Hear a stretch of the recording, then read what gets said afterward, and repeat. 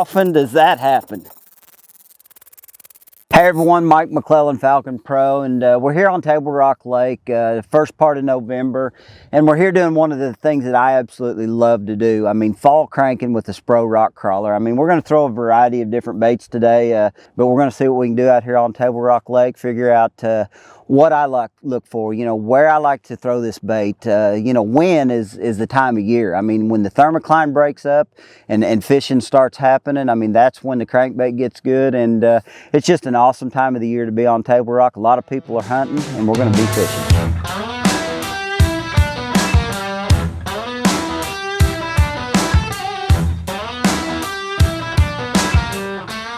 One of the biggest things that I'm going to focus on, and I mean, when I get in an area that, you know, I feel like there's some fish moving around and feeding, is I always want to start on the steeper little sections, those little channel turns that I was talking about. Anywhere you've got deeper water swinging up close to the bank, I'll start on the deeper section, fish it out around the point, and generally I try to keep my boat in, you know, depending on what depth the fish are. I mean, if I feel like the fish are hanging out there in that 10 to 12 foot range, I'll keep my boat in 15 to 18 foot of water a lot of times, sometimes even 20.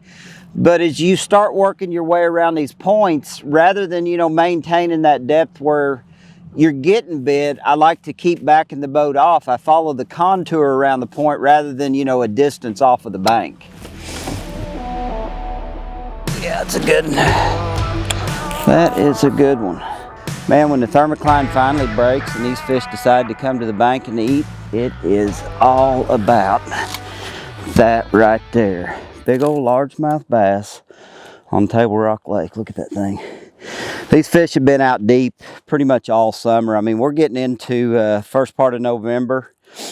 And basically these fish have been out deep feeding on shad, just hanging out in the middle of the lake, cruising around. And when the thermocline finally breaks, these fish will start pushing to the bank, following the bait. Seems like there's a migration of crawfish too this time of year that really starts showing up. I mean, a lot of people think about throwing a shad bait in the fall, but one of my favorites is the Spro rock crawler I designed. I mean, crawfish color. This has actually got a little bit of red in it, red craw, and it's hard to beat red on Table Rock. Clear water and red go together, but I mean, that's a good tournament fish right there. I mean, those are the kind you come to Table Rock to catch in the fall. When you start talking fall fishing here on Table Rock Lake, things got to get right. The biggest thing that has to happen on Table Rock this time of year for this crankbait bite to really come on is the thermocline's got to break. The water temperature's finally falling down into that lower 60, even bumping into that upper 50 degree range. And it's one of those situations that when the thermocline breaks, when the thermocline's there, those fish are all out there just kind of living around the thermocline. But once it breaks, the water in the whole lake basically becomes the same. So you get a big group of fish that go even deeper than the thermocline was. A lot of these fish will start pushing up. And one of the biggest keys is understanding, you know, the migration of the bait. And it seems like there's a lot of crawfish, you know, that start showing back up this time of year. I really don't know if I understand the whole concept of what makes the crawfish get back up, but they do show up. And the thing that I want to look for this time of the year on Table Rock is a lot of broken rock with gravel mixed in with it. I want to look for transition areas where you go from, you know, a solid ledge bank to chunk rock. I want to look for points. I mean, anything that's a little bit different. And the thing that's really cool about this is essentially the same migration routes that these fish use in the fall are the same ones that you would typically see them show up in the spring. I mean, they show up on these longer points that come up out of deeper water. They show up close to these channel swings, and those are the real keys. Once you start fishing, you really start dialing in, you know, what you're looking for. Like I said, if you look at this bank right here behind me, it's ledgy, broke up rock, but it's got gravel mixed in with it, with bigger rock out here in the water, and then it comes out here and falls off steep. I want to fish a lot of places where there's deep water access close to these feeding areas, these points and these little channel turns and these transition areas.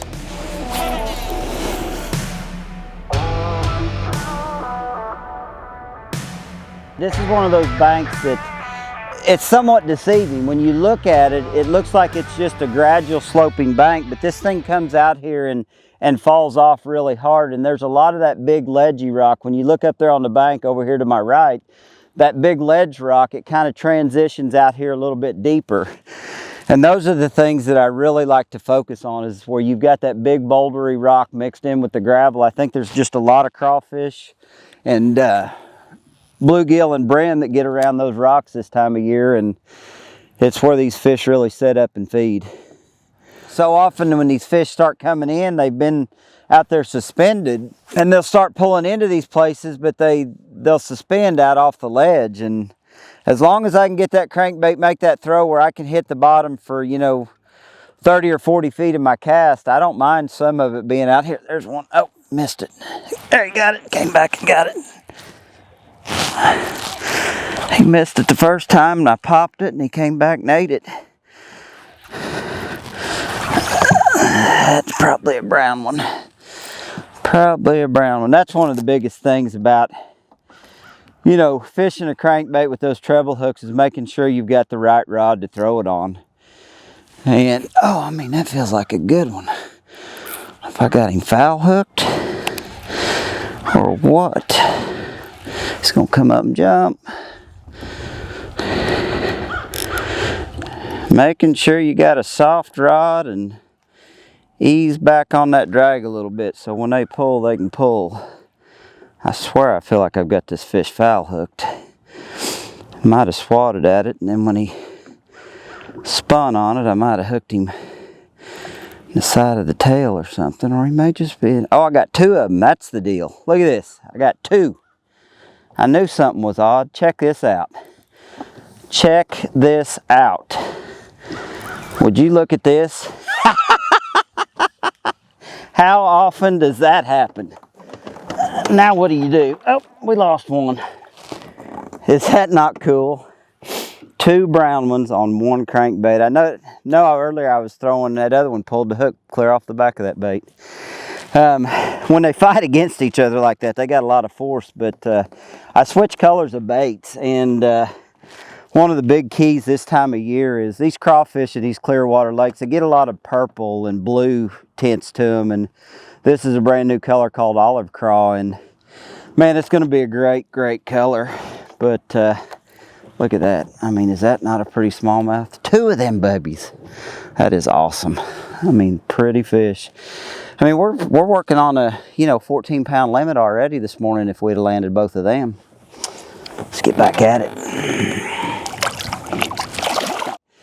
I think a lot of people really get hung up on wanting to throw their bait all the way to the bank every time, and especially with this RK55, the original version. I mean, this bait's really meant to be fished more out in that, you know, 8 to 15-foot depth range, and you'll hang up a lot, you know, if you're trying to force the issue and trying to throw it up there too close to the bank. When I feel like the fish move up a little bit shallower, you know, I'm going to switch it up and throw a little 50 or a 55 MD, something that's designed to fish in that, you know, 3 to 8 foot range. But don't get caught up, you know, just going down the bank.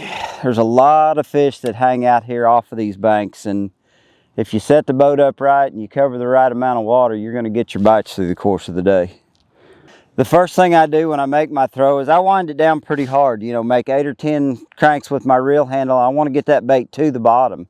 But once I get that bait to the bottom, I'm going to do a lot of different things. I'm going to stop, just pause it for a minute. I'm going to speed my retrieve up. There's occasions where I'm actually going to pull the bait. When I get it in that chunky rock and I just want to really slow it down, I'll just pull it along. And it's amazing how many bites you get when you're just doing something different.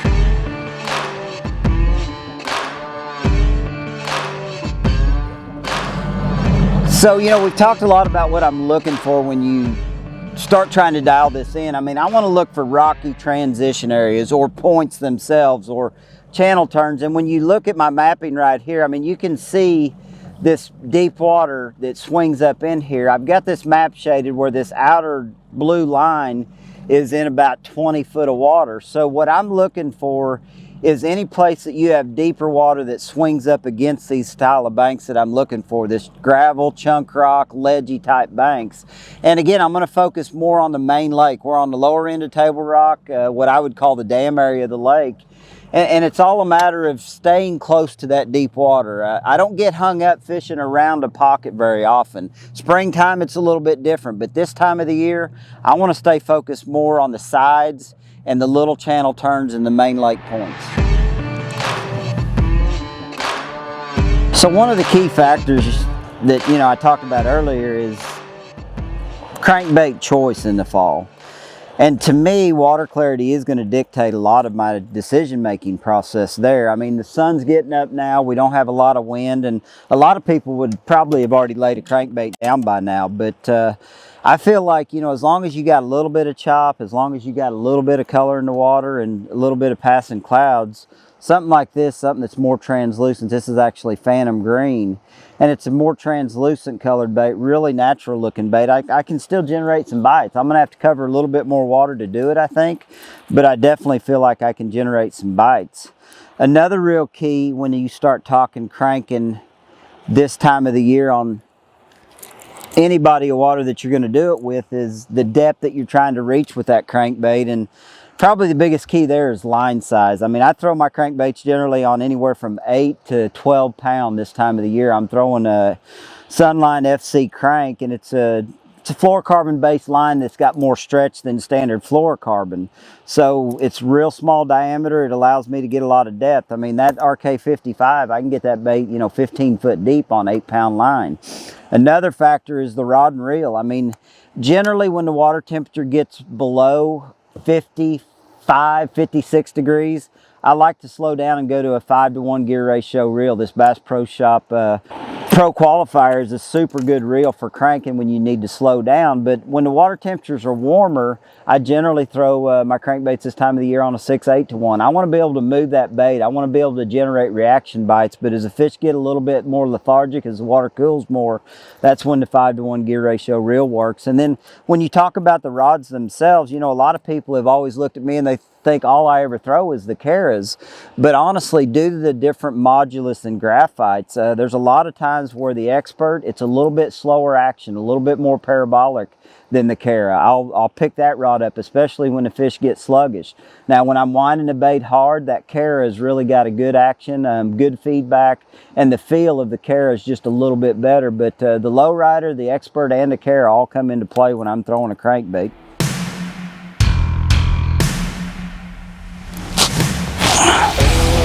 That fish was right on the backside of a rock. Started to pull that bait up over the top of the rock, and he got it. I don't know if he's a very good. Hey, bad eye, come off, dadgummit. It's a good largemouth.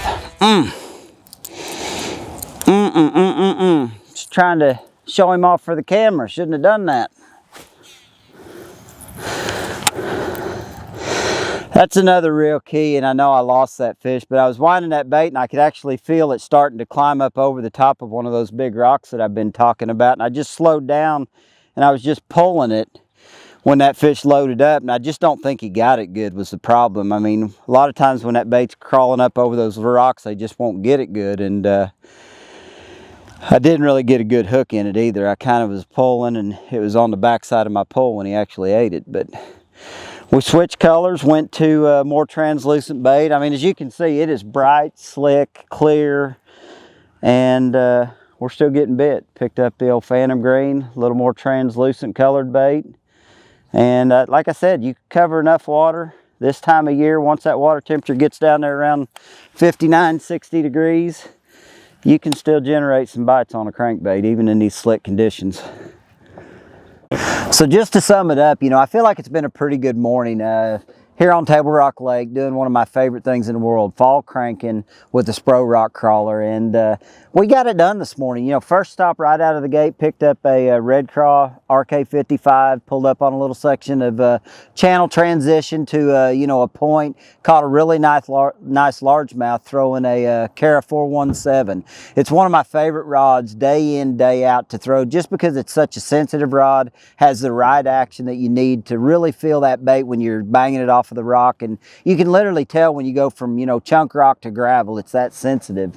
And then as the morning progressed, I wanted to try to target some smallmouth, and this time of the year there's a lot of variation in crawdad colors. And the other day I actually noticed, I saw a crawfish up by the bank, had a lot of blue and purple in it, so I picked up this new olive craw and actually caught hooked a double, had them right up to the boat, a double smallmouth, two of them about 2 1/4, and It was probably a good thing I'd picked up the Lowrider. The Lowrider's a little bit softer just due to the fact that the graphite is a lower modulus. So all of the rods across the line, whether you're talking about the Lowrider, the Expert, or the Cara, they're all the rods that you need to get it done when you're throwing a rock crawler or any kind of crankbait, a medium to, you know, shallow diving crankbait in the fall.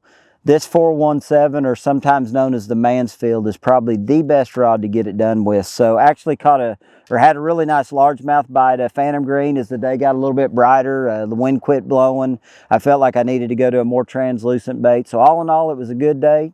Be sure and check out the Falcon website to check out the full line of rods. Appreciate you watching today.